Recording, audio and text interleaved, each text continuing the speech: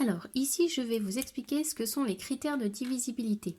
Les critères de divisibilité, ce sont des phrases, ce sont des règles qui vont nous expliquer comment est-ce qu'on peut savoir qu'un nombre est dans une table sans avoir à faire la division. Par exemple, vous connaissez déjà des critères de divisibilité sans le savoir. Si je vous demande, est-ce que ces nombres-là sont dans la table de 2, vous allez tout de suite me dire que 46, il est dans la table de 2, même si on ne fait pas la division, parce qu'il se finit par 6. 210 aussi, parce qu'il se finit par 0, alors que 57, il n'est pas dans la table de 2, parce qu'il se finit par un 7. Et bien, cette règle qu'on applique, c'est ce qu'on appelle le critère de divisibilité. Donc, pour 2, la règle c'est un nombre est divisible par 2 s'il se termine par 0, 2, 4, 6 ou 8.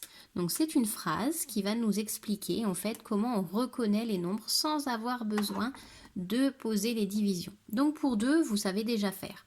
Je vais passer très vite sur le critère de 5. Pour savoir si un nombre il est dans la table de 5, on va là encore regarder le dernier chiffre.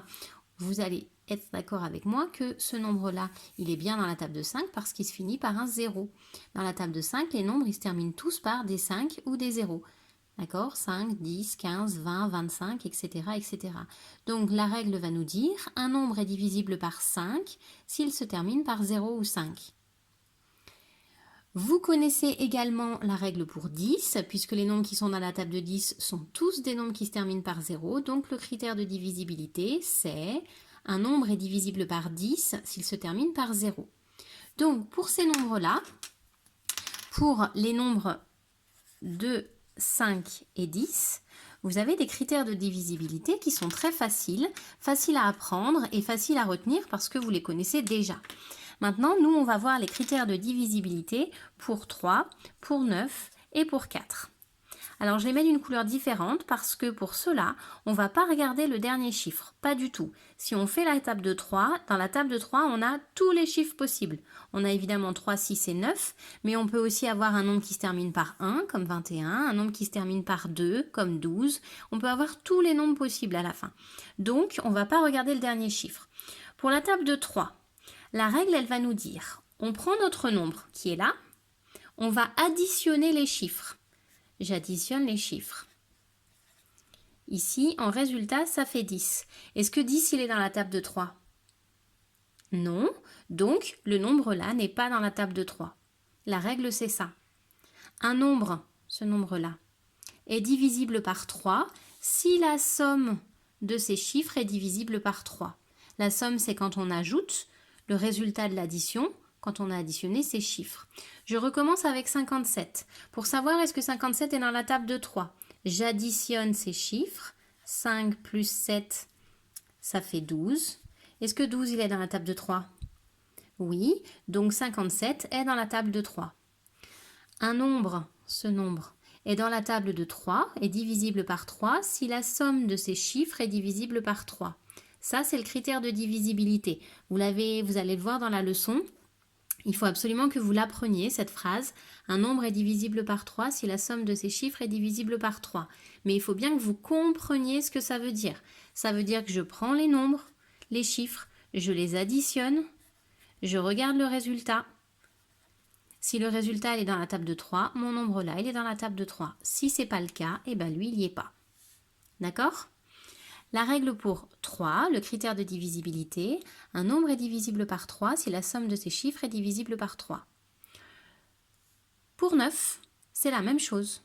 Un nombre est divisible par 9 si la somme de ses chiffres est divisible par 9. Donc là encore, on va ajouter. Ça tombe bien, on l'a déjà fait ici. On regarde le résultat. Si le résultat est dans la table de 9, ici, ce n'est pas du tout le cas. Les nombres, ils ne sont pas dans la table de 9. Si on trouve un résultat qui est dans la table de 9, on va obtenir un résultat qui est dans la table de 9. Hop, si celui-là, je le change, je mets un 6 ici. Ici, je mets un 6. Quand j'ajoute, ça fait 9. Eh bien, 216, il est dans la table de 9. Je peux vérifier sur ma calculatrice, mais vous n'aurez pas la calculatrice dans les exercices puisque ce n'est pas l'objectif. 216, si je le divise par 9, vous voyez qu'on tombe pile, on est bien dans la table. Alors que si j'avais essayé de le diviser par 5, normalement, on n'est pas censé y arriver.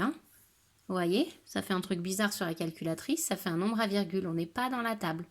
Et bien nous, on peut le trouver, on peut réussir à savoir si on est dans la table ou pas, sans faire les opérations. Par contre, on ne sait pas combien ça fait, mais c'est pas grave, c'est pas ce qu'on nous demande. Mais on sait déjà si on est ou pas dans la table. Donc, pour 3 et pour 9, le critère est le même. Un nombre est divisible par 3 si la somme de ses chiffres est divisible par 3. Un nombre est divisible par 9 si la somme de ses chiffres est divisible par 9. On essaye d'apprendre ces phrases-là en les répétant, les répétant, les répétant, et surtout on essaye de comprendre ce que ça veut dire. Pour 4, le critère est différent. C'est la phrase qui est la plus difficile à apprendre, donc c'est vraiment super important que vous ayez compris le critère avec la vidéo que je fais ici. Pour 4, on va regarder les deux derniers nombres les deux derniers chiffres du nombre, par exemple. Si je prends un nombre ici qui se termine... Hop, je fais la bonne couleur.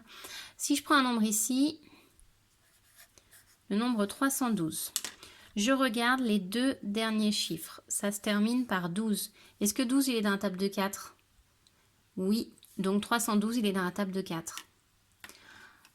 Je prends un nombre, n'importe quel nombre.